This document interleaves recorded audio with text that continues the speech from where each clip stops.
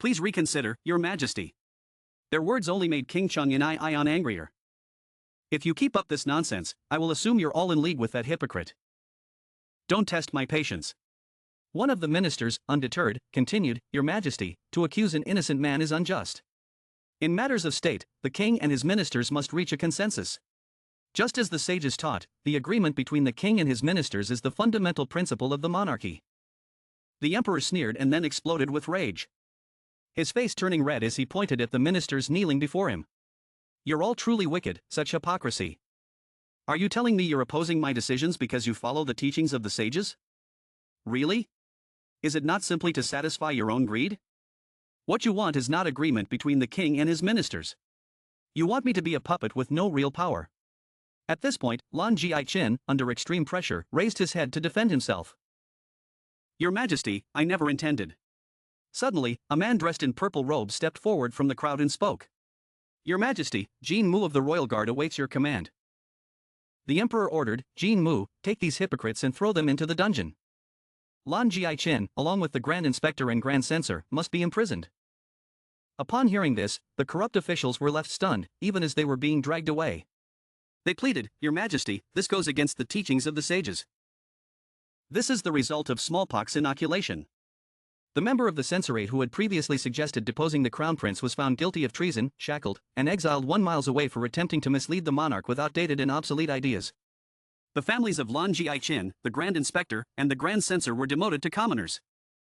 While the guilty parties themselves were exiled 1 mile away, with 80% of their assets confiscated. This was the fate of those who couldn't adapt to the rapid changes brought about by the crown prince. He-young smiled. But, after all, they're still alive, aren't they? With the exile of the opposition faction, time passed, and spring arrived, sitting on the throne. King Sejong surveyed the court. It seems everyone is present today. I have an important announcement. Many in the court wondered. How did the crown prince manage to do it? Can something like jump rope truly change someone so drastically? The king continued. For the future of the Joseon dynasty, I intend to carry out a major reform. The emperor placed a reform proposal booklet on the table, his face beaming with excitement. Everyone who saw it was taken aback, except for Hyang, who looked tired. So, it's finally starting, he thought, his expression difficult to read. A few weeks earlier, while Hyang was sound asleep, he heard a voice outside his door.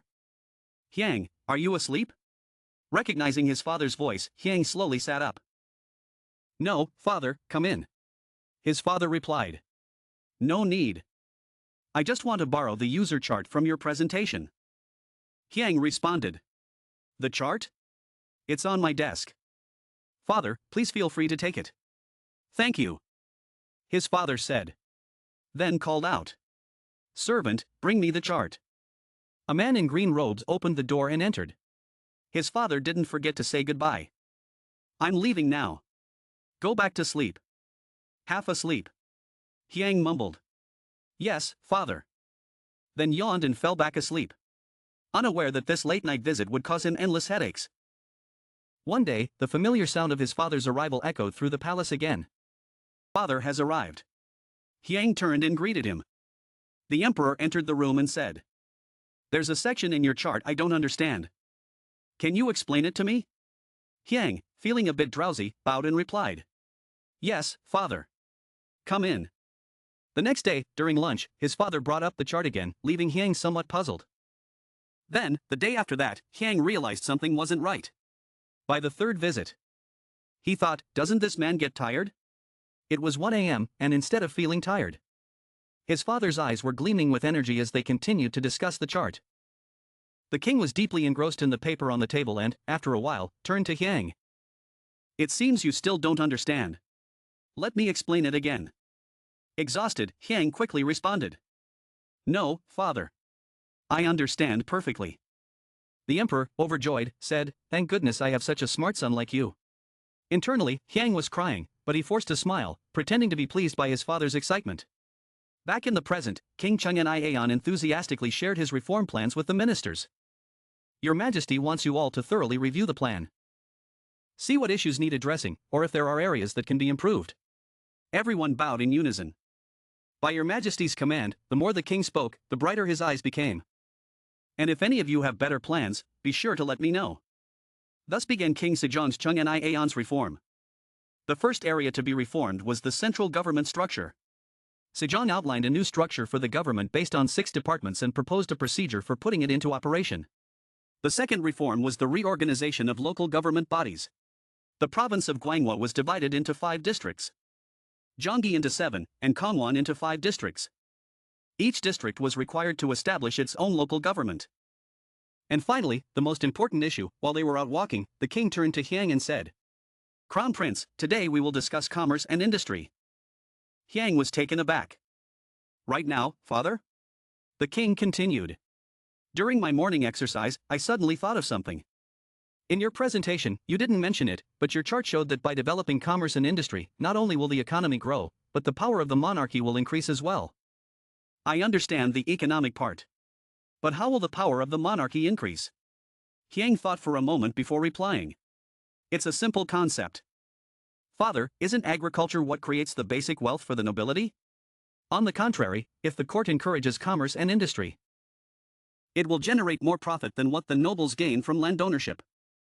This will help strengthen the court and consolidate the power of the monarchy." The king asked further, "But don't you see that it is those same nobles who buy goods from merchants? After all, they are the biggest consumers. Won't they grow stronger in the process?" "Just as you mentioned," Hyang quickly responded. "Father, you need to look at the bigger picture." The king glanced at the small boy beside him. "The bigger picture?" After a few moments of thought, the king realized. "You mean foreign trade?" Hyang smirked slightly, thinking to himself. "Sejong the Great." "Indeed," he confirmed. "Exactly. Father, if we earn money through exporting goods, we won't be limited by domestic land restrictions. And we'll grow faster. The nobles, who are bound to their land, will no longer hold the same influence." The king placed a hand on Hyang's shoulder. "I see. You truly are my son." But Hyang suddenly realized that if he explained this any further, it might lead to something else. Before he could finish his thought, his father's intense gaze fixed on him, as if he wanted to ask another question. His father's face now looked frighteningly serious, as if he wanted to devour Hyang whole. Hyang had anticipated this outcome. He knew his father would keep asking him questions. And it was exhausting. The king continued. "In the end, we need money to open businesses. Don't we? But most of the wealth that can be used as capital is in the hands of the nobles. If merchants borrow money from them, then ultimately, it's the nobles who will gain more power. Isn't it?" Hyang quickly explained to his father. "That is one way to do it. But instead, we can attract the merchants to our side." The king was puzzled. "What do you mean by that?" Hyang continued. "The ones lending them money won't be the nobles, but the court itself. In modern terms, that's a national bank, a state-run bank serving a specific purpose. The state, not private individuals, would be the one providing capital, allowing merchants to borrow money at reasonable interest rates." King Sejong accepted the idea of establishing a national bank and suggested making it the final step in the reform. The result of Sejong's great reform was a significant increase in the number of government positions. And the court had to constantly seek out talented individuals to fill those roles. To ensure there were enough experts in each field, Sejong ordered a review of education policies to guarantee that even commoners could receive basic education. The reform was implemented gradually. And the policies were carefully coordinated by sending officials to observe the impact on local populations. However, from the moment the new policies were enacted, various problems, both large and small, arose across the kingdom. As a result, it took a long time for the new policies to be fully implemented. And it wasn't until 15 years later that they were completely in place. In the distant future, historians would name this event the Reform of the Year of the Dragon. After the reform was complete, the king turned to Sejong and expressed his gratitude. "It will take a long time, but thanks to you, the lives of the people will become more prosperous." Sejong smiled brightly, giving a thumbs up. "No need for thanks. Father, being able to help you is already enough for me." Inwardly, Sejong thought, "This is the first time I've met someone even more excited about this project than I am." The king, hands clasped behind his back, laughed heartily. "You rascal." Sejong glanced up and asked, "Father, why don't you just leave the work to me and the officials? I feel you don't need to handle everything personally." The king playfully knocked Sejong on the head. "You rascal. This is about the monarch's responsibilities. How can I not personally understand everything?" Sejong rubbed his head and pouted. That's not what I meant. Father, I can work with the ministers and report back to you. The king smiled at him. Sejong, do you think there's a difference between learning by doing and simply understanding something through someone else's words? Which one do you think is more effective? Sejong was a little surprised by the question. The king continued. I don't want to be a king who just sits idle and listens to reports. After saying that, the king laughed heartily again and walked inside. Sejong watched his father with wide eyes. Realizing, as I thought, no matter how much I know about the future, there are still things I cannot surpass. The familiar announcement echoed through the palace. His Majesty has arrived. King Chunyan entered the room.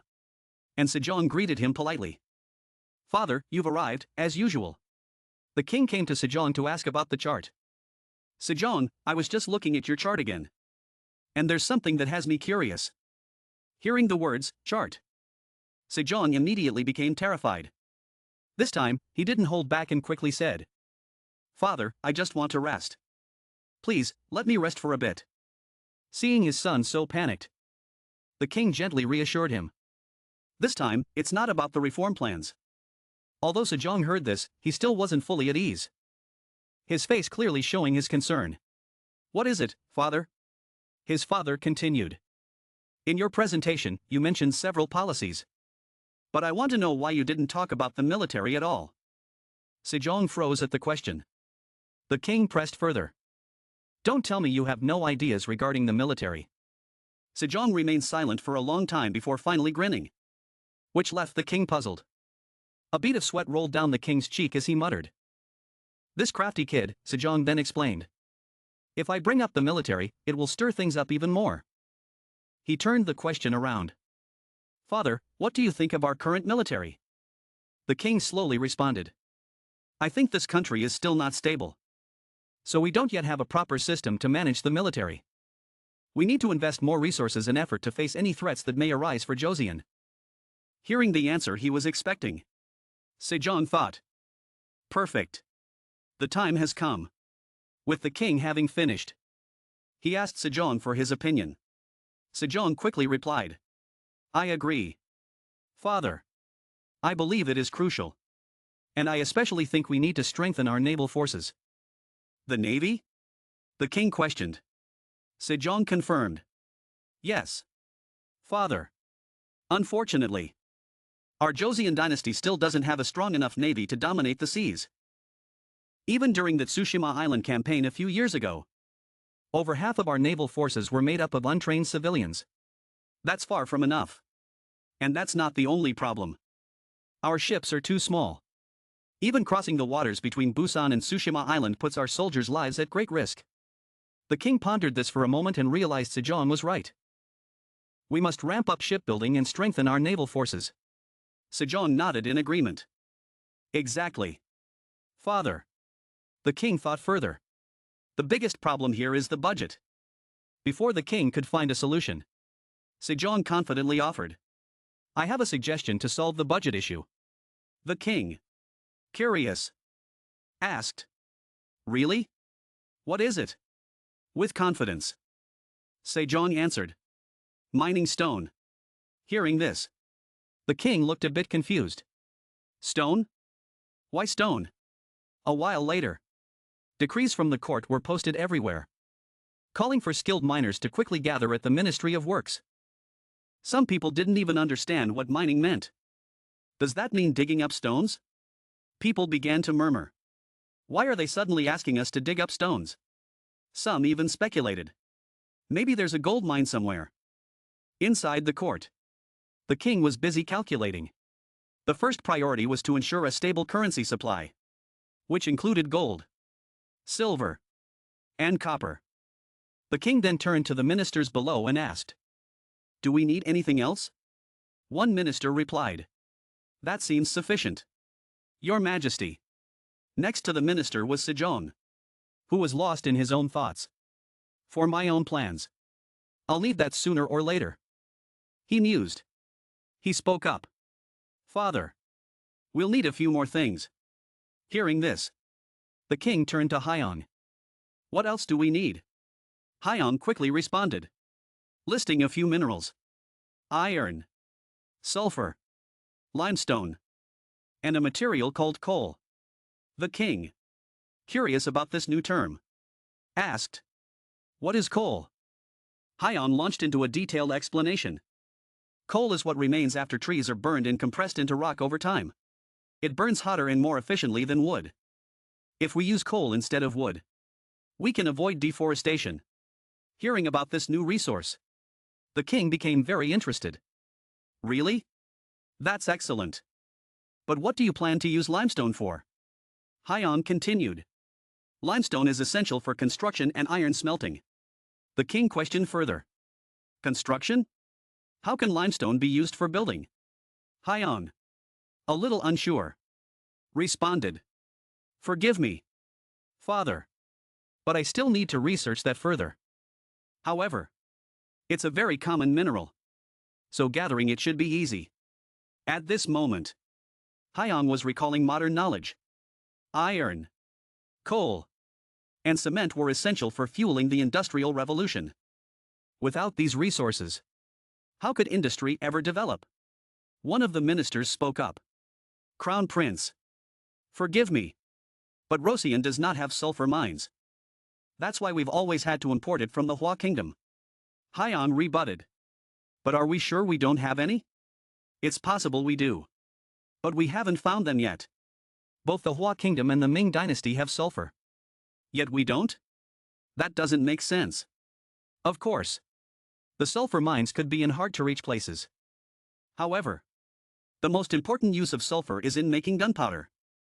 For national defense, it's the most crucial material. If we continue relying on imports, it could become a major problem in the future. Hyon's words left the ministers in the court astonished. It was only now that they realized the gravity of the situation. After hearing Hyon's words, the king wholeheartedly agreed. We must research further. One of the ministers spoke up. I fully agree. We must instruct the miners to focus on finding sulfur during the excavation process. Hyon, satisfied that he had achieved his goal, thought to himself. As expected, mentioning national defense makes everything move along more smoothly.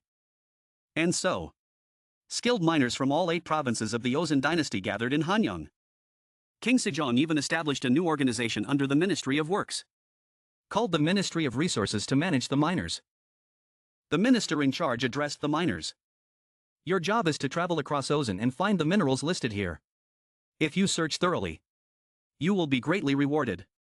So, make sure to do your best. The miners responded in unison. We will do our best. At that moment, King Chung and Aeon arrived. His Majesty has arrived. Upon hearing this, all the miners immediately bowed down. We greet your Majesty. The king smiled warmly. The work you're about to do is incredibly important. The wealth and strength of our nation depend on the outcome of your efforts. So, I hope you will all do your utmost. Yes, your Majesty. We will give it our all. The miners echoed together. The minister once again instructed the miners. Check this list carefully. See if there's anything missing. One miner replied. Yes, sir. After receiving the list and opening it for everyone to see, he read aloud. Let's see. Gold, silver, copper, coal. What's coal? Another miner, noticing his friend's confusion, quickly explained. I've heard of that stuff before. It's a type of black rock that burns easily. The miner holding the list was surprised. A rock that catches fire? Sounds strange. Next on the list was sulfur. The miner asked. Do we even have sulfur in Joseon? Opening the paper further, the miners noticed something written in the corner. What's this in the corner? One of them asked. The miner holding the list read aloud. Report immediately if you find the following mineral. A shiny black rock that resembles obsidian but is more brittle. It's called graphite. A while later, a large shipment of minerals was brought to Hurong. Seeing the pile of resources before him, Hurong was very pleased. Excellent. They've done a great job. We now have all the essential materials. Someone nearby reported to Hurong. Your Highness, There's news. The envoy from the Ming dynasty has returned. Overjoyed, Hurong exclaimed. Ah, finally. They've returned. Inside the court, a table full of books and papers was placed in the center of the room. These are the gifts from the envoy. Your Majesty, one person announced. A minister examined the items on the table, astonished by what he saw.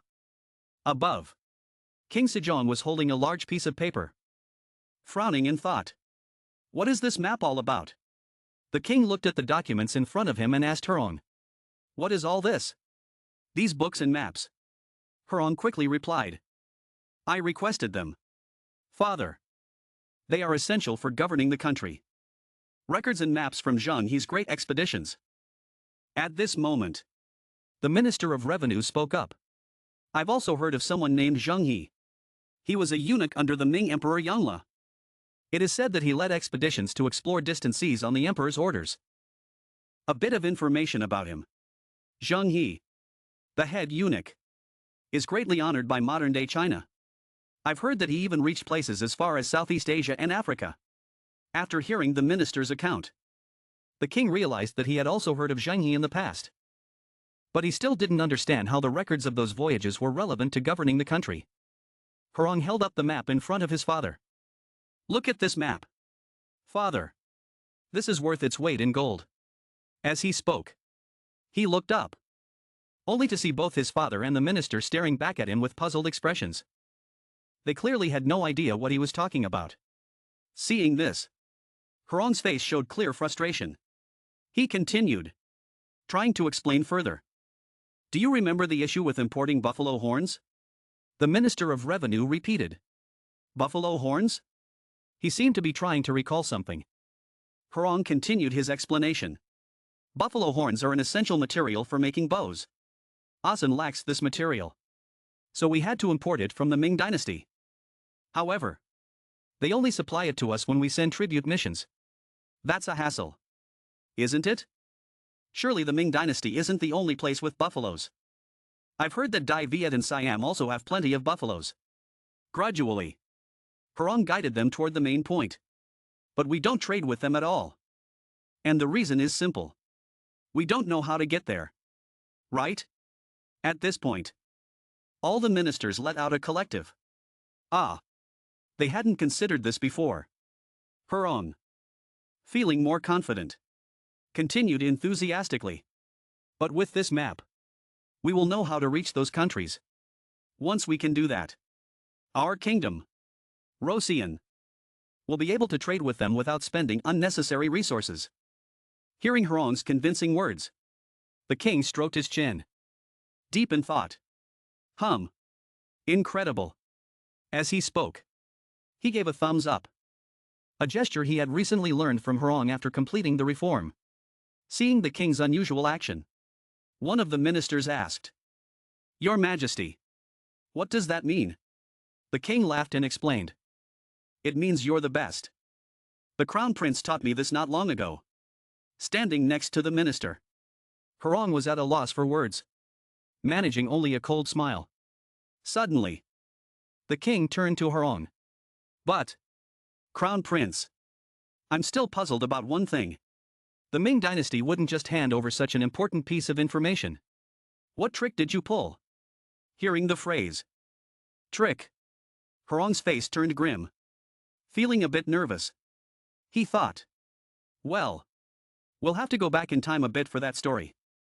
Back to the day when the diplomatic mission from Joseon visited the third emperor of the Ming dynasty, Emperor Yongle. The emperor sat on his throne, looking down at the envoys and asked, You've traveled a long way to get here. It must have been exhausting. All the envoys responded in unison. Your Majesty, you are wise and benevolent. The emperor admired the birdcage that had been presented as tribute and couldn't help but praise. The tribute you've brought is truly precious. Just as I expected. The falcon from Ozen is indeed elegant. The emperor couldn't take his eyes off the bird and the cage. Its feathers were truly beautiful, radiating an indescribable majesty that perfectly matched the emperor's regal aura. Pleased with such a gift, Emperor Yongle decided to offer a gift in return. He asked what Joseon desired. One of the envoys stepped forward and replied. Your Majesty. We would like sulfur and copper. Immediately. The emperor instructed his cabinet to negotiate with the envoys and grant Joseon an appropriate amount of both. He then asked if there was anything else they wanted. The same envoy hesitated for a moment before daring to continue. Forgive me, Your Majesty. But we also hope you might grant us a record of Jungi's voyages. The emperor asked in return. Jungi's exploration records? Why does Joseon want that? After a moment of thought, the envoys began to speak. Their words filled with honeyed flattery. Every envoy wore radiant smiles, exuding admiration and enthusiasm. Joseon is just a small country, hidden away in a remote corner of a vast world. Because of this, we truly don't know how big the world really is. Thanks to the grace of Your Majesty, our small nation has learned that this world is filled with many countries. We are deeply grateful to Your Majesty for this. But we have heard that the eunuch, Jungi, was sent by Your Majesty to spread word of your greatness to the farthest reaches of the world. Hearing such flattering words, the emperor smiled widely. And the Joseon envoys pressed on. Our small nation has only just realized how vast the world is. But for a long time, Joseon has been isolated and unable to fully grasp the grandeur of this world. Therefore, we humbly request a record of Jungi's voyages, so that we may witness the greatness of the Ming dynasty. The officials in the court could barely tolerate the endless praise. Their faces were filled with frustration as they listened to the endless flattery from the foreign envoys. Yet the Joseon envoys didn't stop. They closed with one final plea. We earnestly hope that Your Majesty will allow us to witness Your Majesty's greatness. Jungi concluded the story. And that's how it happened. Father, the king, having listened to the tale, didn't know what to say. So he simply offered words of encouragement. The envoys truly worked hard. The king then pondered. But I'm still curious. No matter how much we flatter them, why would they give us something so valuable? Could they have some ulterior motive? The Grand Censor, hearing this, felt uneasy. As if realizing something, he said, Your Majesty, something seems off about this record. King Sejong asked. What do you mean? The Grand Censor picked up the document from the table, his face serious. This isn't a copy. It's the original. Hearing this shocking revelation, the ministers in the court were stunned. The original record? Could it be a mistake? Will this cause problems later on? The Grand Censor opened the document in his hand. How could this be the original? As he opened the record, a letter slipped out from between the pages. The Grand Censor picked it up and said, Your Majesty, there is a letter inside. The king extended his hand. Give it to me. The Grand Censor, trembling, stepped forward and handed the letter to the king. The king opened it, read through it, and after a moment of reflection, shook his head. Goodness, I don't understand this at all. Hyun, who hadn't yet seen the letter, raised his head and asked for permission from his father. Father, may I read it? The king handed the letter to a court official to deliver to Hyun. Hyun took the letter and opened it. Inside, it read, This document has been delivered through official channels. Therefore, Razin does not need to question or inquire further about its origins. Reading this, Hyun suddenly imagined the Ming emperor thrusting the letter at his father, saying, Here. Take it. Just take it. Don't ask anything. Just take it. After picturing the scene, Hyun couldn't help but think to himself. That's exactly what it feels like. After thinking it over, Hyun looked up at the king and said, Father, it seems like the Ming dynasty just wants to offload this onto us. The king, still doubtful, asked with a worried expression. What do you mean? Hyun recalled the modern times, remembering the steady sound of chalk on the green board and the floating voice of his teacher. Samtran Pa. Do you know why the emperor of the Ming dynasty sent Zheng on those expeditions? To understand this, we must first talk about how Emperor Yongle came to power. He ascended the throne through a coup, which meant he lacked a solid foundation. Therefore, he needed to achieve some political accomplishments to show the people. The great expeditions were one way for him to do that. But the question remains. Why didn't anyone repeat Zheng He's grand explorations in the 15th century? If they had, the famous age of exploration could have emerged in Asia instead of Europe. The reason lies in their foreign trade policy. It wasn't true trade but a tribute system. Under this system, those who offered tribute had to be rewarded with something in return. However, the tribute system wasn't profitable with distant countries. When they sent ships out to sea and back, they had to reward the contributors and repair ships. If a ship was damaged in a storm or lost, they even had to build new ones. This was costly. So, after Emperor Yongl's death, all records of the expeditions were erased to prevent future emperors from repeating this mistake. That's why, for the Ming dynasty, these records are more of a burden than a treasure. After listening to his explanation, King Sejong began to understand. Exploration is indeed very expensive. The Minister of Public Works, hearing this, raised a question. If it's so costly, shouldn't we avoid it? He immediately responded. It's not a problem for us because the Ming dynasty is different from us. The king was also curious. How are we different? He grinned mischievously and answered. The difference is in the foreign trade mechanism. While the Ming dynasty uses a tribute system and gifts in return, we can adopt a bilateral trade model. Everyone in the court shared the same confusion. Bilateral trade? Once again, he introduced a new concept. He smiled and explained. Instead of doing things like the Ming dynasty, we can develop bilateral trade. The ministers began to murmur. What is bilateral trade? He continued his explanation. It's the opposite of the Ming dynasty's trade model of tribute and gifts. We can engage in mutual exchange by trading each country's essential goods. His father, curious to know more, asked for further clarification. He respectfully explained. To put it simply, we'll operate based on a principle of trade. The court will handle transportation and ensure the merchant's safety. In return, we'll collect taxes and fees to ensure trade remains profitable. By doing so, we can import many essential goods for the people's daily lives at a lower cost. And the court can control prices since we would be the sole supplier. After hearing Hyun's explanation, King Sejong pondered for a moment. The Minister of Taxation had a few questions. Essential goods for the people's daily lives? Are such things even available from foreign countries? Most of the quality goods we already produce here in Ozen. Hyun quickly responded. Do the ministers know about pepper? Suddenly, the Minister of Public Works remembered something. Pepper, right. The Minister of Works exclaimed. Pepper, I forgot about that. Hyun silently sighed, thinking. These people don't realize how bland food is without pepper. We can only purchase a small amount of pepper from Arab merchants, which is why it's extremely expensive.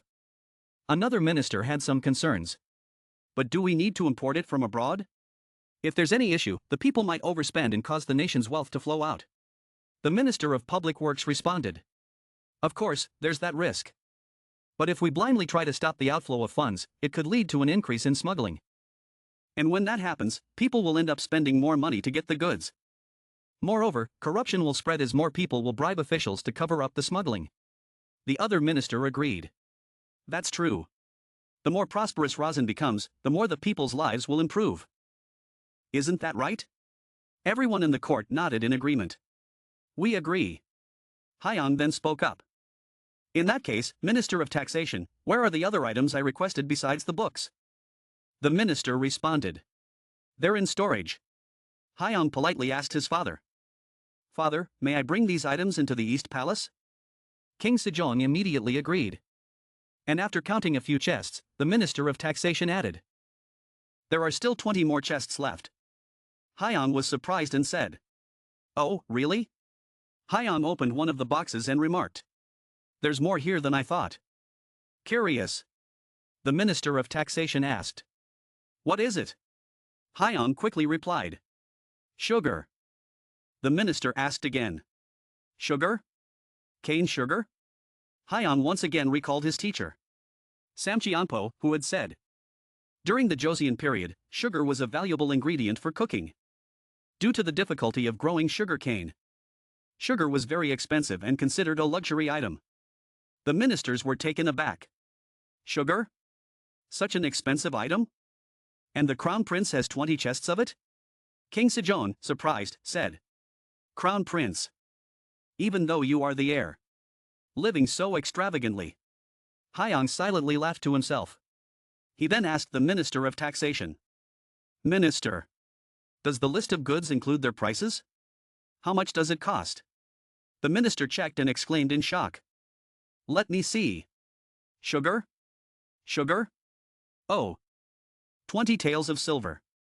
Everyone was astonished. King Sejong, shocked, asked. Is there a mistake? Minister of Taxation? How much sugar was purchased in total? The minister responded politely. A total of 201 worth of sugar. Your Majesty. Once again, everyone in the court was stunned. What? The minister's voices trembled with disbelief. In the market, that amount of money wouldn't even buy a handful of sugar. How is this possible? The words of teacher Samcheonpo echoed in Hyang's mind. But you know, if we examine the records of the Joseon dynasty more closely, we'll see how severely Joseon had closed its doors to the outside world. The people of Joseon had no idea that the Ming dynasty had begun mass-producing sugar. They produced so much that sugar was considered a secondary commodity. Hyang continued. So, that's how I was able to buy the sugar at such a dirt cheap price. Everyone exclaimed in surprise. Oh. King Sejong praised him. I'm so proud of you. You're very knowledgeable, truly worthy of being my crown prince. Suddenly, the Minister of Public Works objected. But we already have honey and 5-grain syrup to replace sugar. Therefore, we don't need to rely on foreign products. Another minister spoke up. Minister, your reasoning is flawed. Honey is hard to find. And 5-grain syrup depends heavily on the annual crop yield. Instead, isn't it better to rely on foreign products? Why choose the harder path when there's an easier one available? The two ministers stared at each other. Sparks flying between them. The other minister continued. This isn't about choosing between hard or easy. If we keep importing, Joseon will become dependent on foreign countries. Even so, are we just going to sit back and let smuggling run rampant? Hyang interrupted their debate. I want to ask the ministers. Has anyone here ever tasted cane sugar before? Everyone looked confused. What? One by one, they began to answer. One said they had tried it once. Another mentioned tasting it once after passing the state exam. Some even admitted they had never tasted it at all. Hyang sighed deeply and muttered to himself. Our Joseon is really poor, isn't it? King Sejong overheard him. What did you just say? Hyang quickly replied. Oh, nothing, father. He then changed the topic. I have a suggestion that I hope father will accept. Since we've recently acquired a large amount of sugar, why don't we share a portion of it with the court officials and use it as a reward for palace servants? The ministers began murmuring. Using sugar as a reward? Hyang continued. Yes, I believe it's important to recognize and reward those who have consistently placed the nation above all else and devoted themselves fully. Soon after, palace servants and court officials began receiving sugar as a reward. Not long after, all the ministers agreed to sell off the sugar stockpile. A few days later, while the king was leisurely enjoying his sugar with great pleasure, Hyang suddenly ran in from outside. Father is calling for you, he said. Seeing the crown prince enter, the king, who hadn't yet swallowed the piece of sugar in his hand, was slightly startled. Oh, crown prince, you're here already? Noticing his father eating sugar again, Hyang shouted. Father, you're eating sugar again. Look, your belly is getting bigger. The king, not willing to back down, replied. I was just about to skip dinner. Hyang continued to argue with his father. What if you get diabetes? His father helplessly exclaimed. I already know. Goodness. The two of them were locked in a never-ending argument over the king's sugar addiction. Just then, a voice from outside interrupted. Your Highness. The ministers have arrived. The king had no choice but to pause the argument with his son. Clearing his throat, he called out. Let them in. The doors opened, and 3 ministers slowly stepped inside. Each one moved with great dignity. Their faces serious, and their aura unlike that of ordinary people. Hyang turned to look. Wondering, who are they? This was the first time he had met these men. Once the ministers were all present, the king began to speak. As you all know, the left minister has just retired to his hometown. After the previous incident, several high-ranking positions have remained vacant. I have now made my decision regarding these appointments. Turning to Hyan, he continued. This is probably the first time the Crown Prince is meeting you all. So why don't you introduce yourselves? Hyan glanced at the men beside him, unsure of who they were. The first man introduced himself. My name is Min Se-young, Right Minister. The next was Hong Hai. I am the new Left Minister. Finally, Remix introduced himself. I am the Prime Minister. Hearing their introductions, Hyan was stunned. His emotions began to spiral as he thought. This is crazy. Could it really be them? He looked over at the three men and thought to himself. They've really arrived. Overcome with excitement, he thought. If they're here, that means. Meanwhile, the king continued to speak with the ministers. First, he turned to the Minister of Public Works and inquired about the water measurement issue he had mentioned before. Your Highness believes we need more accurate tools than what we are currently using. Jian Ion Shin. Take charge of this matter. The king commanded. The Minister of Public Works immediately obeyed. Despite his father's ongoing discussions, Hyan was lost in his own thoughts. Could it really be Jian Ion Shin? Could this be the grand entrance I've been waiting for? The appearance of the Avengers? In his study at the Eastern Palace, Hyan was diligently writing. After finishing his notes, he rolled up the paper and proudly shouted. All done. His small hand clenched the paper as he quickly walked to the door. Reaching the door, he urged. Let's go to the royal infirmary. Hurry. The servant bowed respectfully and responded. Yes, Your Highness. A bright smile appeared on Hyan's face as he said to himself. I'm going to greet him right now. Jian Ion Shin, sir. At the Eastern Palace, Hyan's voice echoed with regret. So, Jian Ion Shin isn't at the royal infirmary right now. Ha? The guard standing nearby responded. Yes, Your Highness.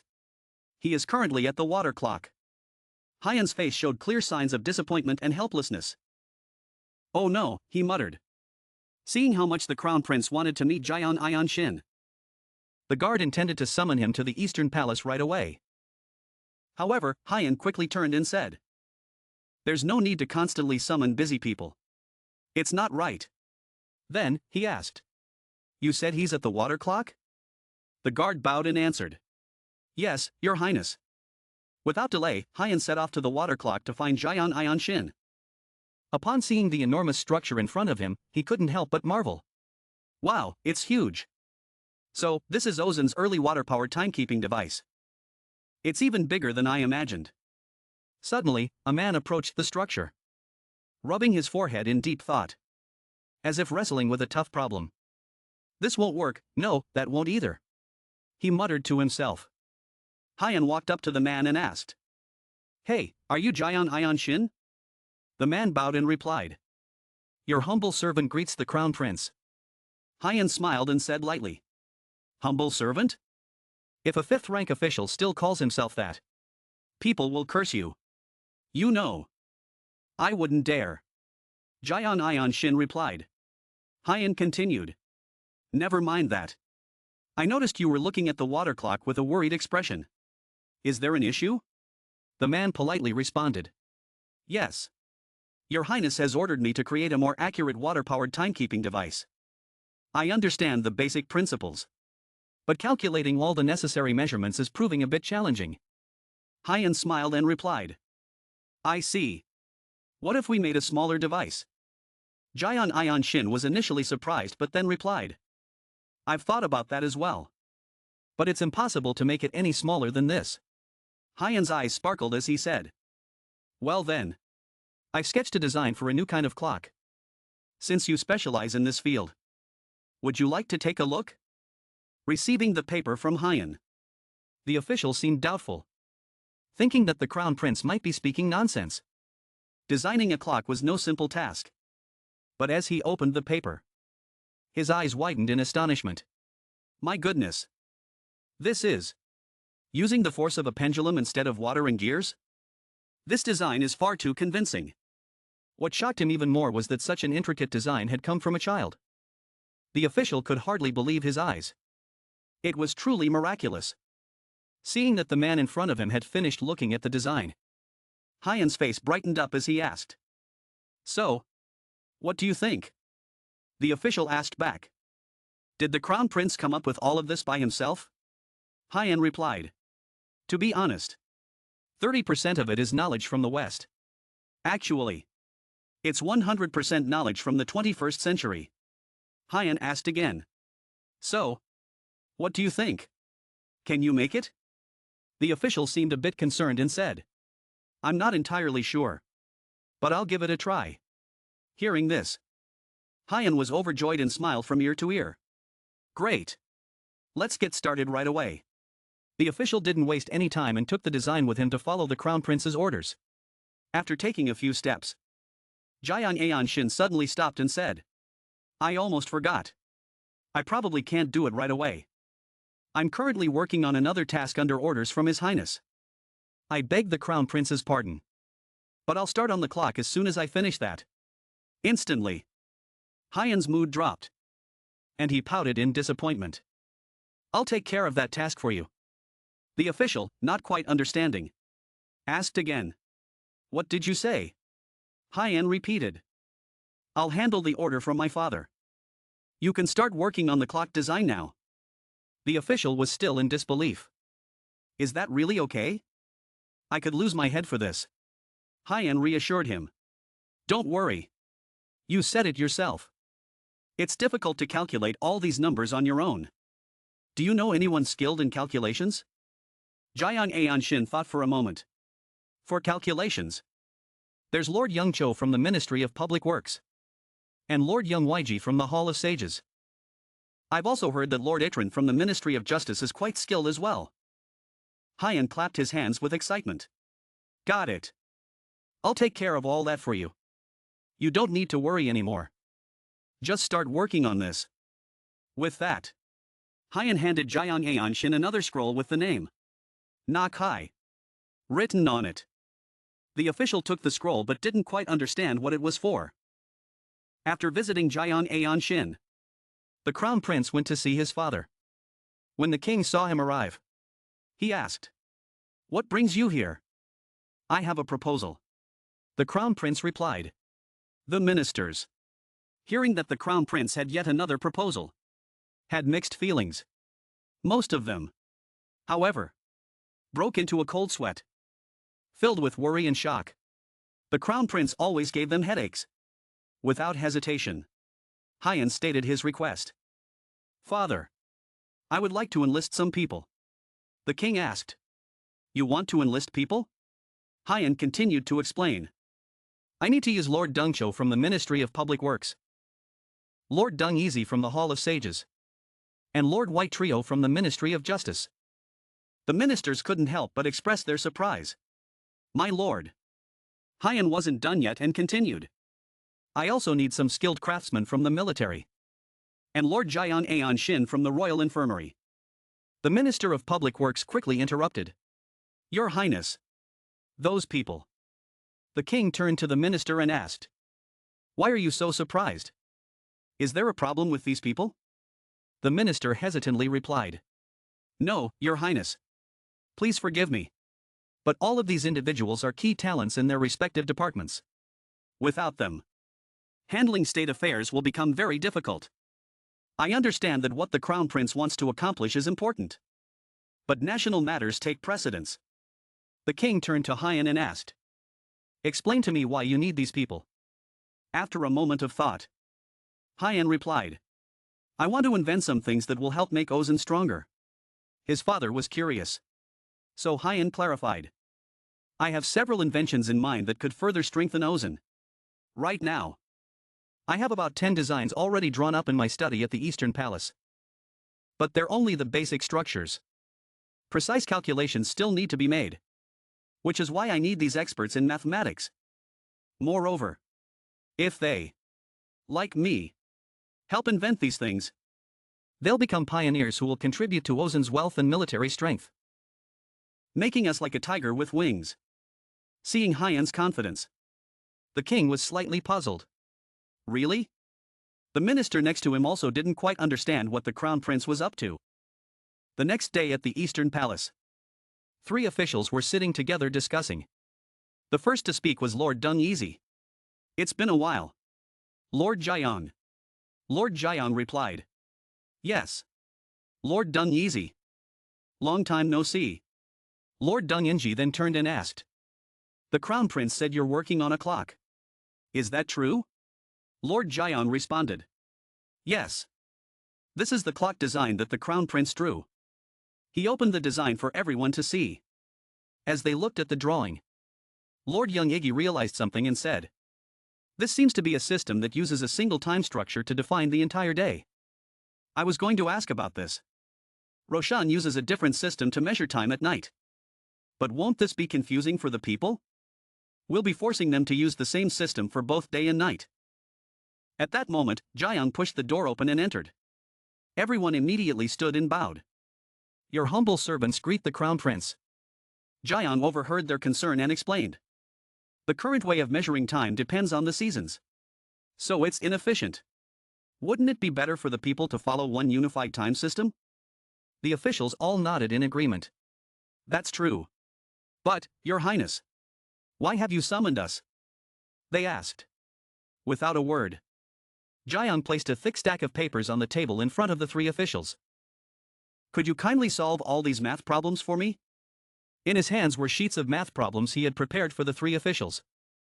His sunny smile made the officials even more uneasy. Who summons top officials just to give them math problems from a child? Raising the stack of problems, Jiang grinned cheerfully. Would you kindly solve these for me? Lord Jian Iansu of the Royal Infirmary and Lord Li from the Ministry of Justice were both in shock. Their eyes wide open, unable to speak. When the Crown Prince handed out the math problems to the officials, it was Lord Young Ichi's turn from the Hall of Sages. And he expressed clear concern. Nervously, he asked. What is this? Jian responded. Just a few simple problems. As easy as candy. Solve them first. The math problems that the Crown Prince handed out seemed quite difficult. Even though these officials were considered some of the best mathematicians in the Eastern Palace, they had to rack their brains to figure them out. Lord Li Jun was utterly confused when he reached a question about calculating the area of a piece of land. Unsure how to approach it, Lord Jian Iansu rested his chin in his hand, wishing he had an abacus with him. After a while, Jiang was at a loss for words when he saw their scores. Deep in thought, he muttered. This is a bit of a disaster. The highest score is only 70. I really need to popularize Arabic numerals. And they need to learn math, too. But I'm too busy to teach them. What should I do? Then, the Crown Prince had a lightbulb moment and came up with a reasonable plan. If that's the case, I'll have to find some Arab mathematicians. 1 month later, at the Tuchin Hall, after completing the pendulum clock he had designed himself, the Crown Prince proudly brought it to his father for inspection. The king and the ministers were astonished to see such a groundbreaking invention. With a confident look, the Crown Prince pointed at the clock and said, This is the new clock, meant to replace the water-powered ones. This clock will not only be placed in the palace but also in all 6 ministries. That way, everyone in Ozen will be able to tell the time. The king approached the clock with a big smile and said, That's right. He immediately ordered the Minister of Public Works. Begin installing this clock in the palace and the 6 ministries. The Minister of Public Works responded loudly. Yes. Your Highness. The other ministers, seeing this, were also filled with joy and whispered to one another. The Crown Prince has invented something remarkable again. As expected of the Crown Prince, life will be much more convenient from now on. However, this was just the beginning of a nightmare. After some time using the new clocks, the ministers, who were not yet accustomed to the new system of time calculation, started arriving late to their meetings at Tuchin Hall. This made the king very frustrated. When they finally arrived, the king pointed at the clock and asked the ministers, Minister of Personnel, Minister of Household, what time is it now? Both ministers, feeling ashamed, wanted to cry as they hurriedly apologized and begged for forgiveness from the king. In another scene, at the Ministry of Rights, The head of the ministry was also furious with his subordinates. Why haven't you finished the tasks I assigned yet? His subordinate could only bow his head and plead. Please forgive me. My lord. I beg for a little more time. The head of the ministry continued to scold. How is it still not done? Didn't you say it would be finished by 5 p.m.? The subordinate had no response and could only apologize again. I'm terribly sorry. My lord. Over at the Ministry of Public Works. The head was also angrily shouting at his officials. When will this report be finished? The terrified officials responded. If you allow us. We will work until 7 p.m. to complete it.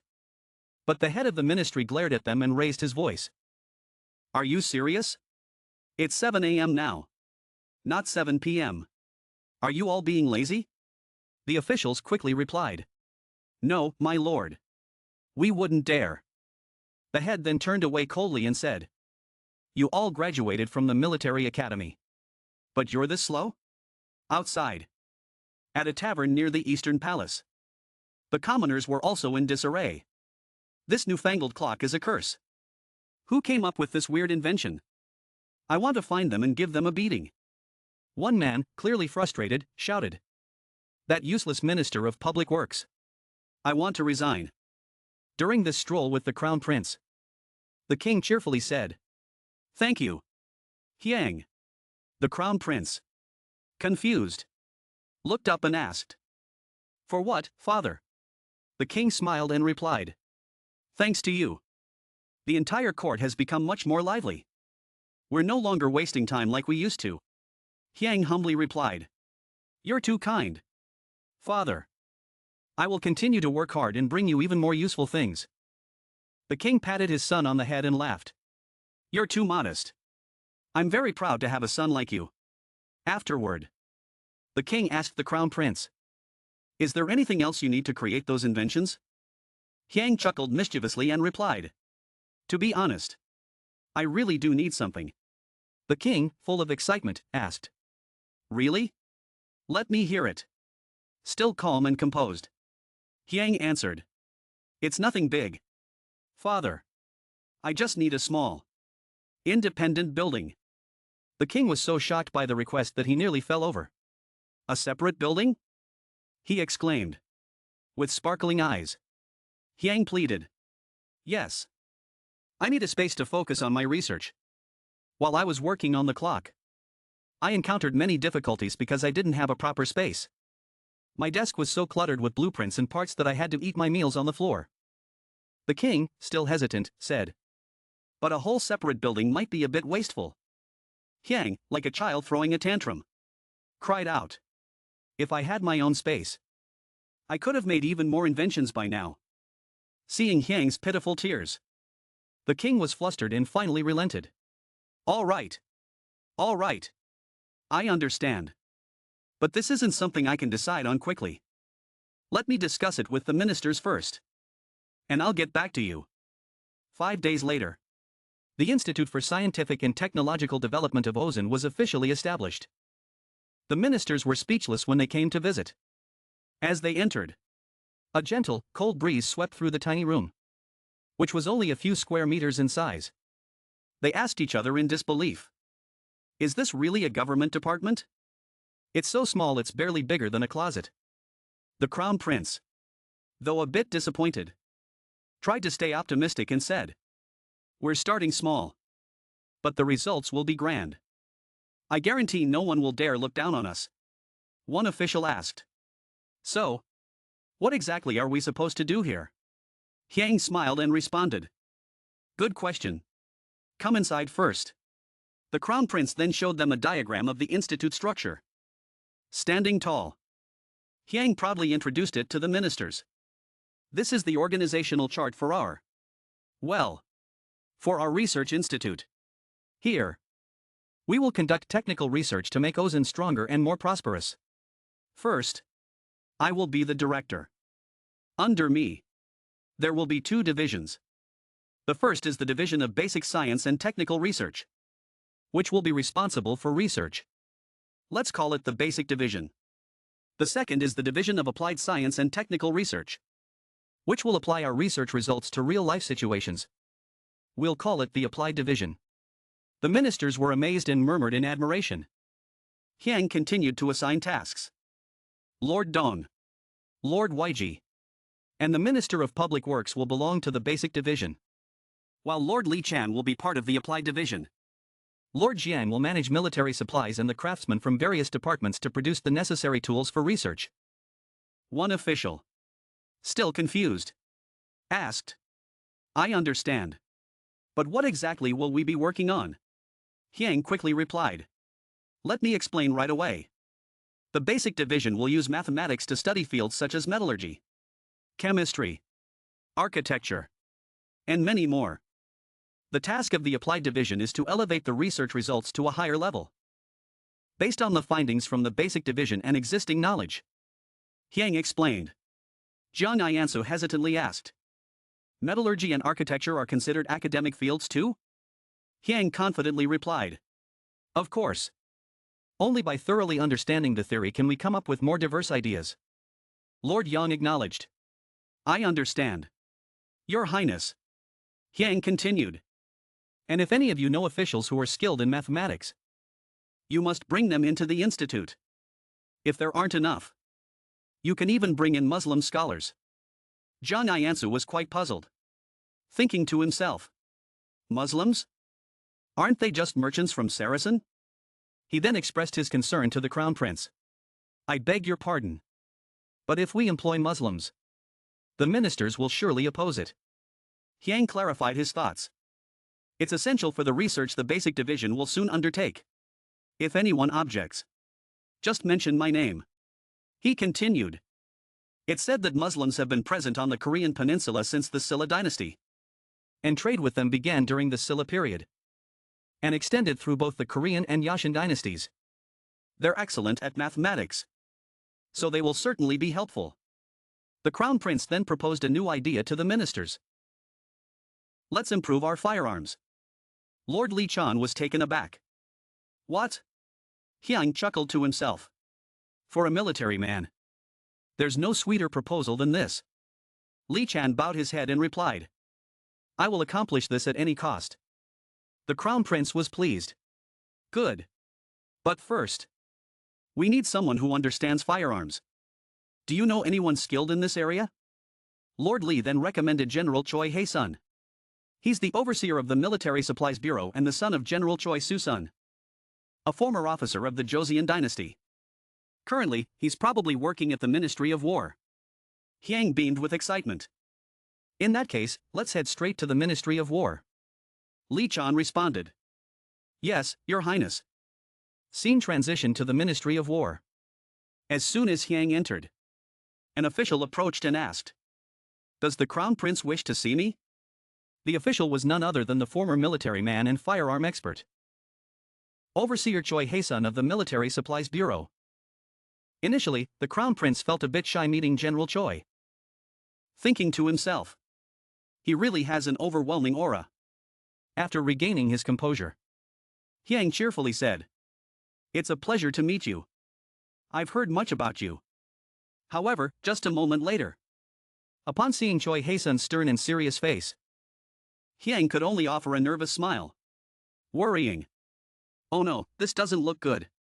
But despite his intimidating appearance, Choi Hae-sun was actually not as scary as he seemed. He smiled warmly and said, Thank you, Crown Prince.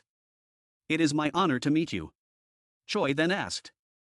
So, what brings you to the Ministry of War, Your Highness? Hyang sighed in relief and quickly invited General Choi to sit down and talk. The Crown Prince then made an offer to both Lord Li Chan and General Choi Hae-sun. Would the two of you like to join me in inventing something? General Choi, surprised, asked. What exactly do you mean?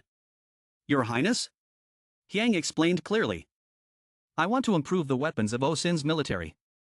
Upon hearing the word weapons, General Choi was even more astonished. That's right. Hyang continued. We can't compare ourselves to the military strength of the Ming dynasty. And when it comes to close combat, Japan has also surpassed us. Do you agree? General Choi, convinced by the Crown Prince's reasoning, nodded. That is true.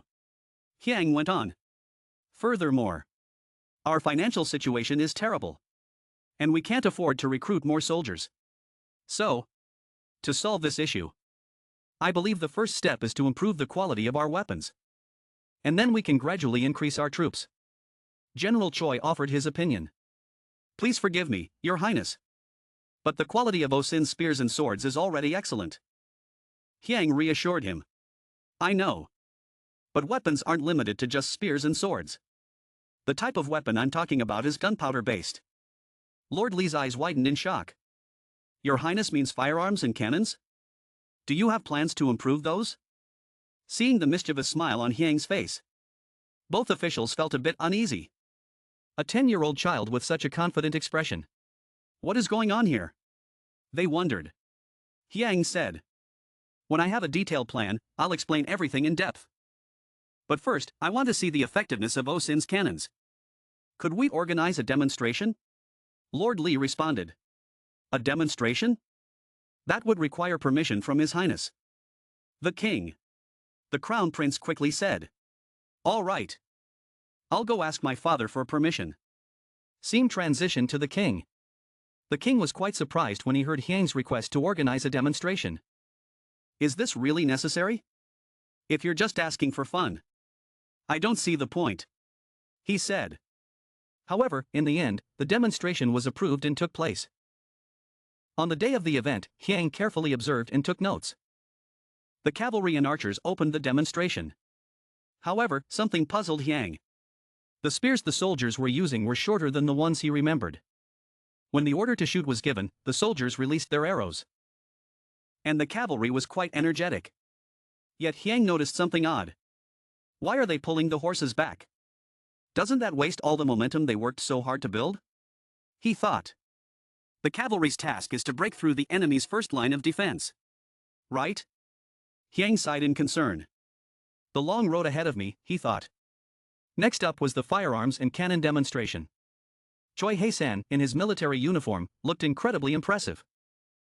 Hyang's eyes lit up with excitement, feeling a surge of anticipation. Finally, it's time. Let's get started already. But he also wondered. Why does the back of my neck feel so hot? The cannons were brought in one by one. The largest cannon was called the Sky Cannon, followed by the Earth Cannon. And finally, on the outermost side, there was a mysterious handheld cannon. An improved version of the Sky Cannon. The command to fire was given. And the cannon shot out its projectile with immense power, soaring through the sky with a thunderous boom. The king, delighted, exclaimed. What powerful firepower! How far did that go? One of the ministers standing nearby answered. About 1.300 paces. Your Highness. The king, beaming with joy, said. This is fantastic. Absolutely remarkable. He then turned to Hyang and asked. So, what do you think? Hyang was so deep in thought that he didn't respond right away. The king had to call him several times before the crown prince finally snapped out of his thoughts and replied. Oh, I think it's amazing. Father, all thanks to the excellent generals and skilled soldiers. Choi Hae-san, also pleased, humbly said. The crown prince is too kind. After that, Hyang made another request to the king.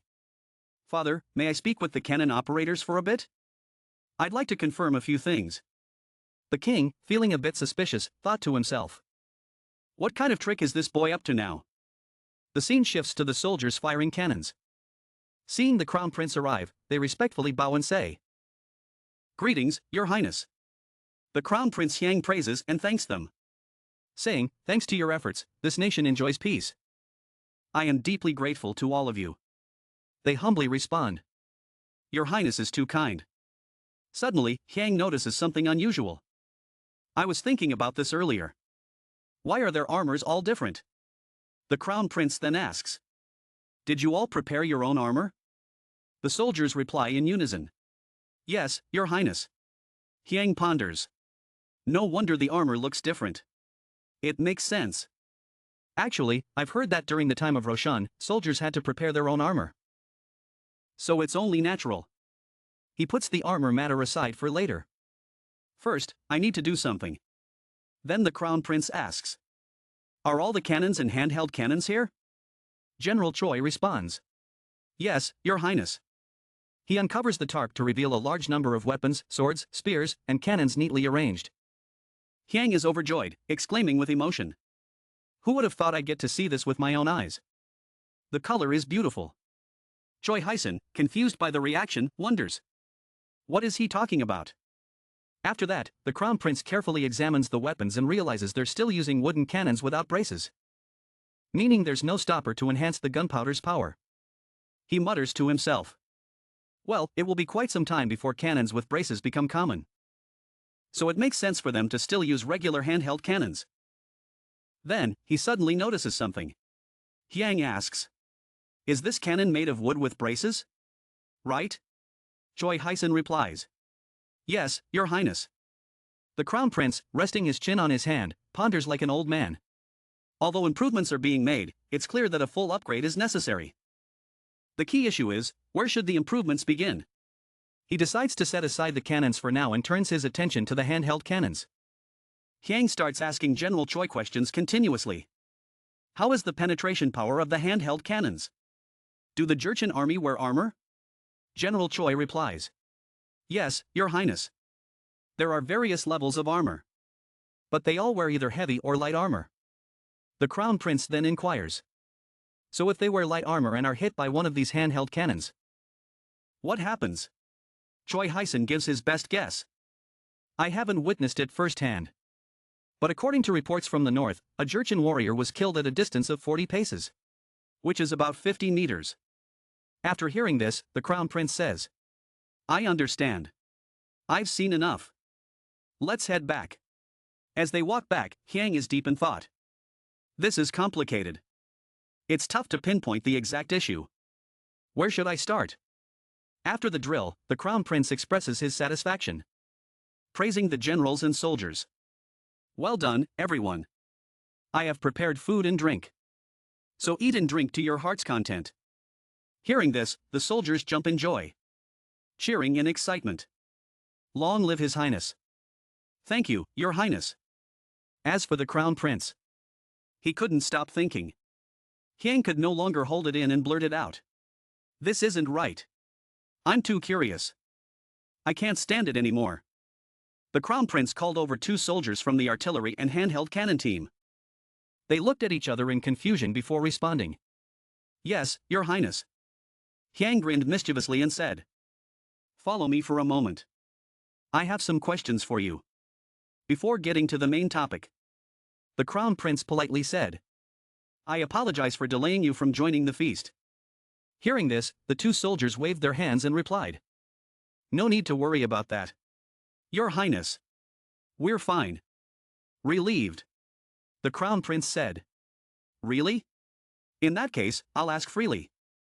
Although the 2 soldiers seemed eager and unhesitant, inside they felt a bit uneasy, crying internally.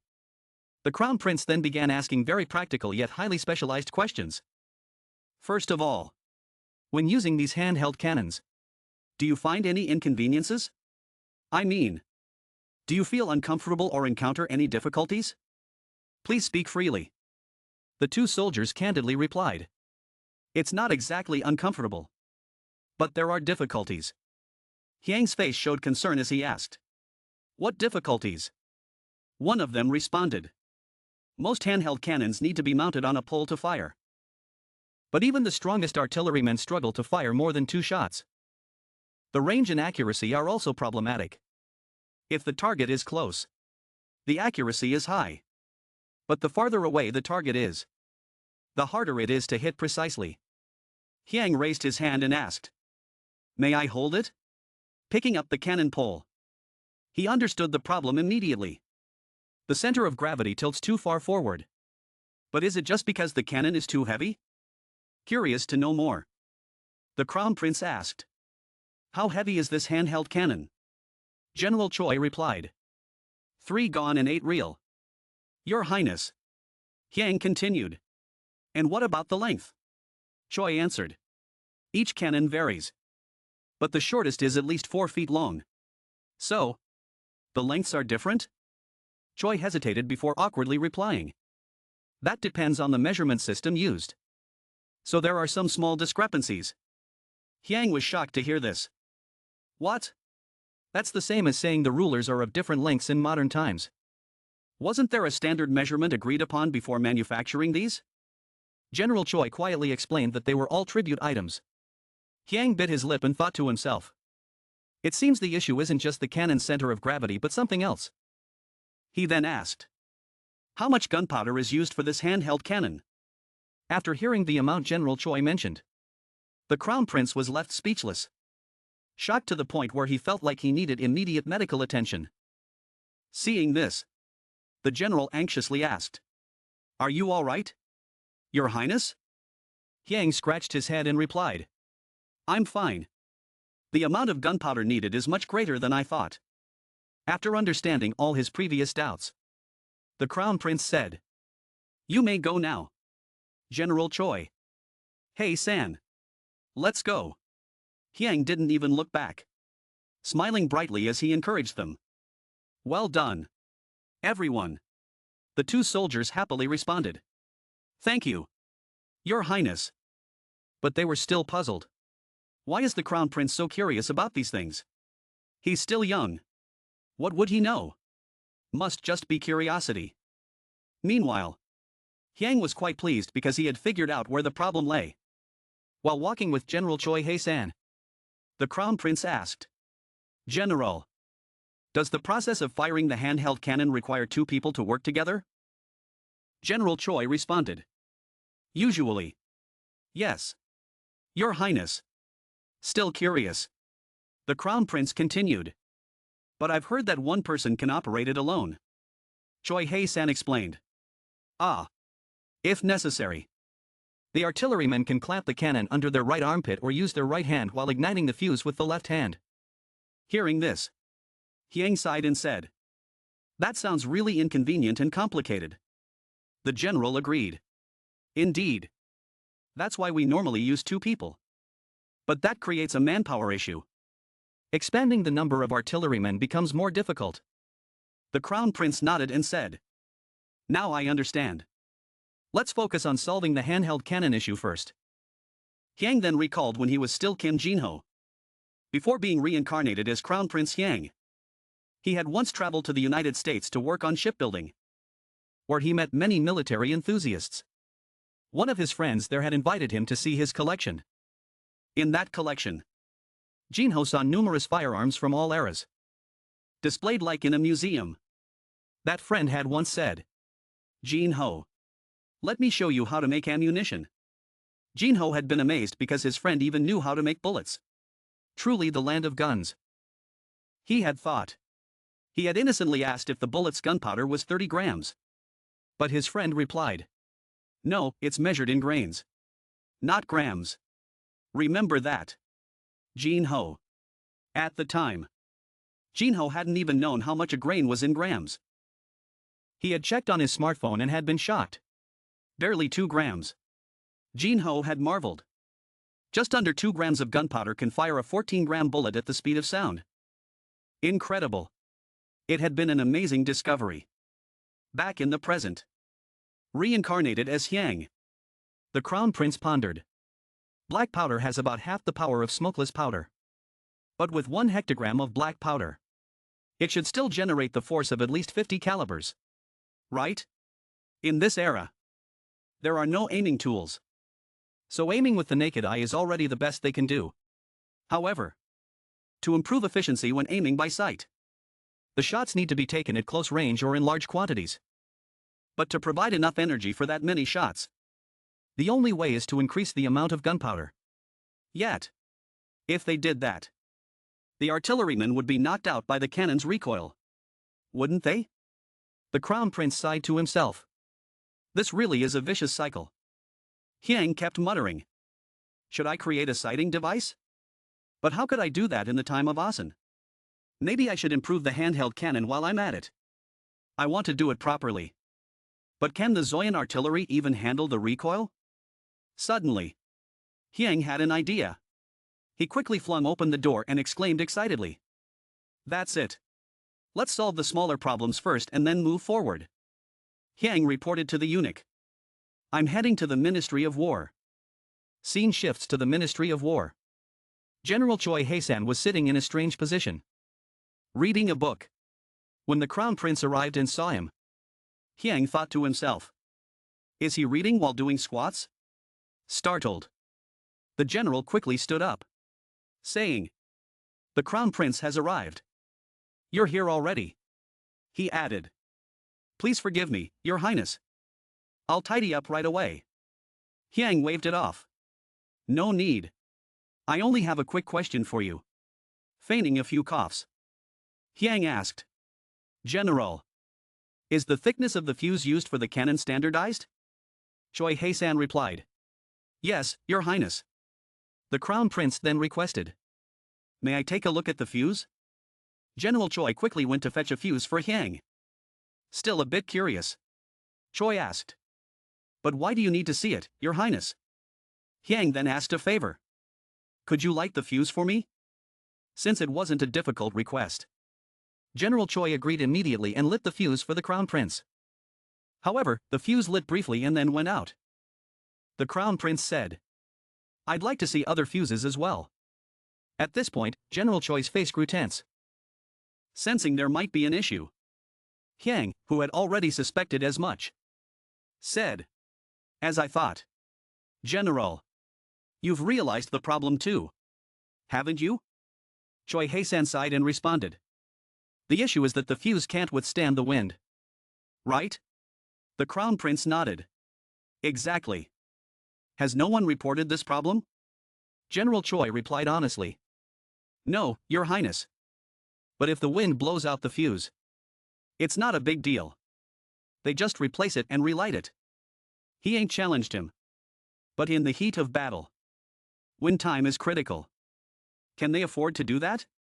The Crown Prince then ordered, "On the battlefield, time is life. Send an order to the military supply department to determine the appropriate fuse length immediately." General Choi, increasingly impressed, admired the Crown Prince even more. He couldn't comprehend how such a young child could think of these issues. On a beautiful day, the Minister of Revenue and Li Chan ran into each other by chance. Since it had been a long time since they last met, they decided to walk and chat. The minister asked, "Lately, I haven't seen the Crown Prince anywhere. What's he been up to?"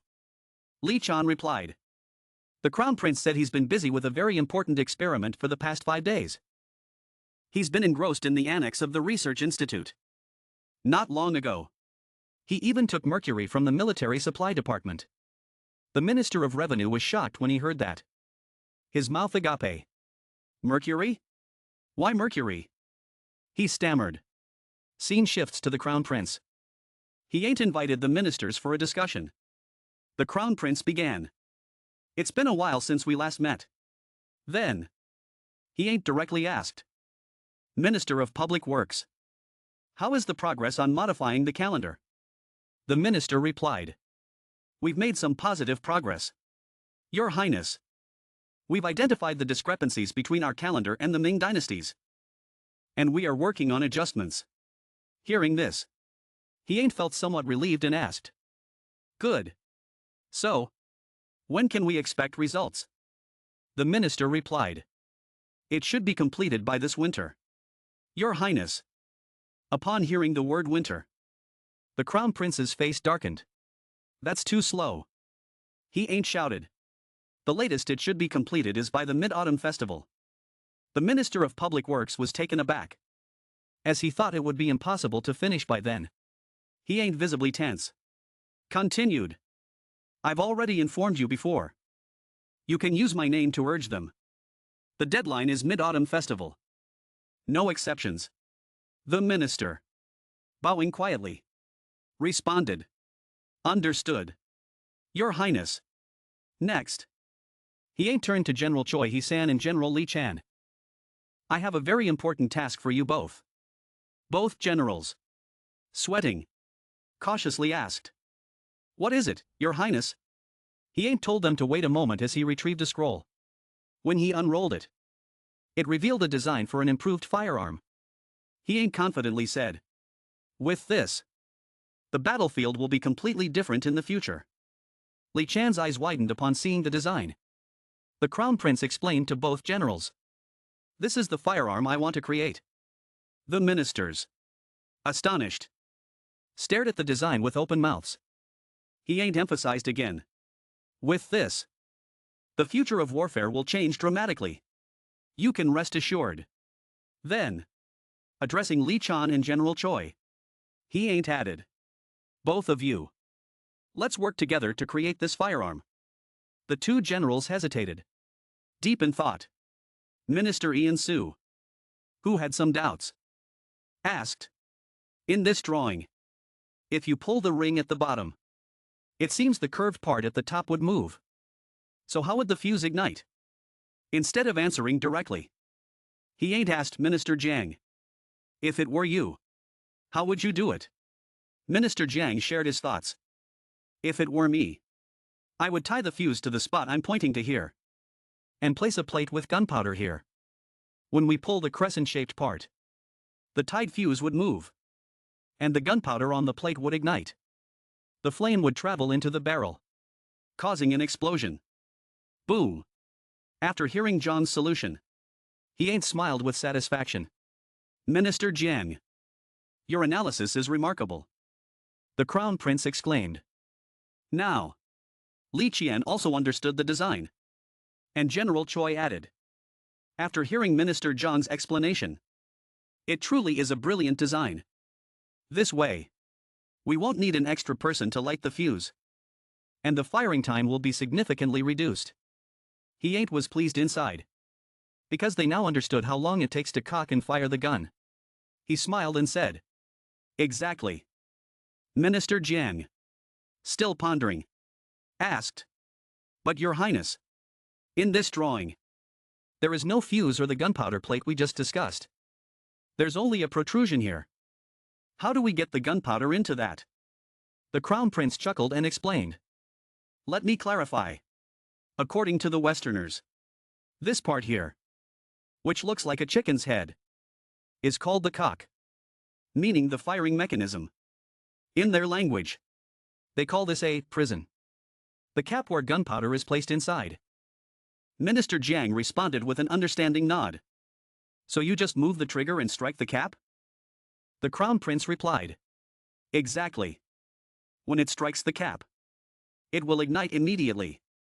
At that moment, General Choi brought up another concern. But Your Highness, gunpowder itself is another issue.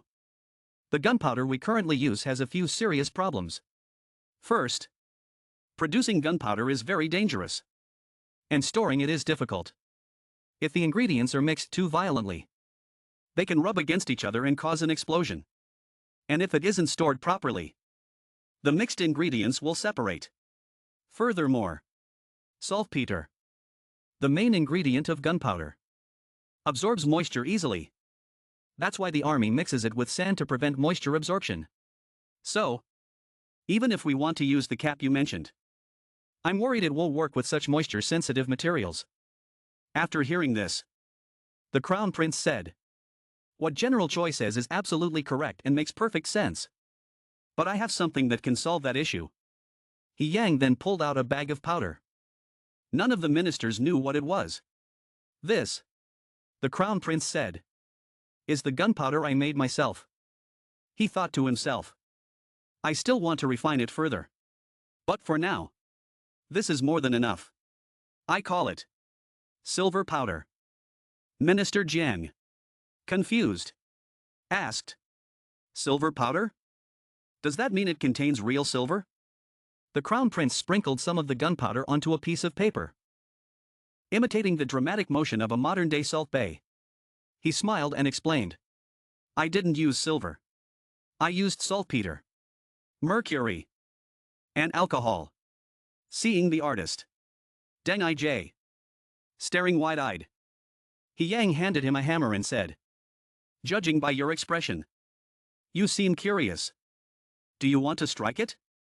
Deng I.J. took the hammer and hit the paper covered with the gunpowder. At first, he thought, why is he making me do this pointless task? But a moment later, he jumped back, exclaiming, oh my God! As smoke rose from the paper where the silver powder had ignited. The Crown Prince then turned to General Choi and Minister Lee, asking, "What do you think?" General Choi, overjoyed, said, "With this, we can absolutely use it. How did you come up with such a thing, Your Highness?" He Yang burst out laughing, hugging the general. "It's because I'm so clever, of course." Then he added more seriously, "This is just a sample based on the design. When we use it practically, we can place it in this position. What do you think?"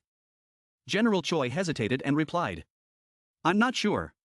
Your Highness, may I hold it and give it a try?" He Yang responded, "Of course." General Choi held the gun and aimed carefully. He asked the Crown Prince, "Is this correct, Your Highness?" The other ministers admired him, commenting, "General looks so cool. Very stylish." The Crown Prince chuckled to himself, thinking, "These old men." Li Jiang then gave his opinion. "If we use this gun, the system of firing multiple rounds won't be suitable anymore. Firing single shots will be much more appropriate." The Minister of Public Works raised a question. "But Your Highness, I still don't quite understand the strategy. With only one shot, wouldn't it be difficult to hit the target?" Minister Jiang took the gun and said, "It seems the protrusion here serves as a sight for aiming. And the length of the gun helps make it easier to hit the target. I get it now. But one thing about the design makes me curious. This gun doesn't use the usual casting method, does it?" He Yang responded, "That's right. This gun will be forged, not cast. That's why I want you to inform the military supply department in advance." So, a whole day passed, with He Yang and the ministers discussing how to make the gun until late at night. Scene shifts to the palace. The Crown Prince's father, the king, was deep in thought and asked the eunuch, "I haven't seen the Crown Prince lately. He wasn't here yesterday afternoon either. What is he up to?" The eunuch replied, "Your Highness, the Crown Prince has just arrived."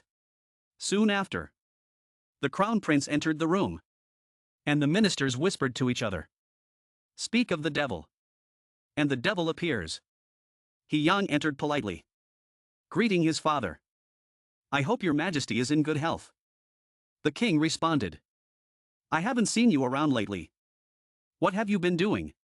He Yang replied, "I was just about to report my current research to you." The eunuch then presented a book to the king, which the Crown Prince introduced as, "This is a report on the achievements of the Institute of Science and Technological Development, Your Majesty." The king opened the book and read it carefully. Surprised, he asked, "Is everything in this report true?" The king, reading further in disbelief, repeated, "Crown Prince, is everything in here really true?" He Yang replied, "Yes, father, it is." The king was astonished, exclaiming, "You've truly developed a method to adjust the Ming dynasty's calendar to suit Rosen's needs?" The Crown Prince humbly responded, "Yes, Your Majesty." He Yang continued, "Do you remember the issue with the miscalculation of time during the Gucci Cree ritual a few years ago?" The king replied, "Yes, I remember. The ritual was delayed by 15 minutes. And the official responsible for predicting the eclipse was punished." He Yang nodded. "Exactly. The reason for that unfortunate incident was that the Ming dynasty's calendar didn't align with Rosen's. That's why we had to come up with a suitable formula to adjust the calendar." The king rested his chin on his hand, carefully reviewing the report, and said, "So, this will be quite useful." He was curious and asked, "What is this astronomical observation tool you mentioned?" He Yang explained, "It's a tool to observe astronomical phenomena, just as the name suggests." The Minister of Revenue muttered, "I don't understand any of this." He Yang felt a bit disappointed but still cheerfully replied, "I'll submit another memorial explaining it in detail later." "Your Majesty." The king paused for a moment, thinking of asking something else, but held back. He thought to himself, "This kid. He's even thinking about relations with the Ming dynasty." He Yang was also deep in thought. Observing celestial bodies could become a major issue in relations between the Ming dynasty and. That's why the memorial I submitted suggests that instead of using an independent calendar system, we should adjust our lunar calendar based on the method provided by the Ming dynasty. The king said. When this is dealt with, we'll discuss it further. He Yang, feeling a bit down, bowed his head and replied. Yes, father. In fact, alongside the calendar corrections, there were other reports of achievements. But the crown prince didn't mention them. This made the king curious. Thinking. He didn't talk about the part I'm most interested in. So he asked directly. Crown Prince. I don't see any report on military matters. He Yang hesitated before replying. That research is being conducted in extreme secrecy. So we need a little more time. Your Majesty. The Minister of Revenue, hearing this, thought to himself. What on earth are they working on? Then He Yang said something that made the king furious. Although we are behind schedule, we would like to request additional funding. The king struggled to contain his anger. This insolent kid. You need to show me some results before I can grant more funds. Even though the king expressed his frustration, He Yang remained silent. Choi He-san and Li Jian also kept their mouths shut. Despite the king and the ministers trying to pressure them, they didn't reveal anything. Scene shifts to late night in the king's chambers. The king was still restless. Thinking. Am I supposed to wait until that kid He Yang submits his report? Or should I go visit him right now? At that moment, the eunuch informed the king. The crown prince has arrived. The king ordered. Let him in immediately. As the crown prince entered, the king leaned forward and asked gently. Why have you come here so late? He Yang, understanding the situation, respectfully replied. Please forgive me for coming at such a late hour. Father, I don't have much to report. But I do have one request. I need the military officers and soldiers from the training unit. Scene shifts to a few days later. The military officers and soldiers from the training unit were sent to the research institute. Interestingly, even these soldiers kept their mouths tightly shut and didn't reveal anything. The soldiers assigned to the research institute were quickly moved to another location. Although their location was shielded by fences, security was as tight as possible. Moreover, every day, loud explosions could be heard from inside. He Yang placed a sign at the entrance that read, Area 51. In the modern era, Area 51 is a research facility in the US, rumored by internet users to be involved in weapon research and alien investigations. When He Yang proposed the name to the king, His Majesty didn't understand what Area 51 meant. One of the ministers commented, I don't know either, Your Majesty. But ever since that sign was put up, a new phrase, game changer, has started to become popular.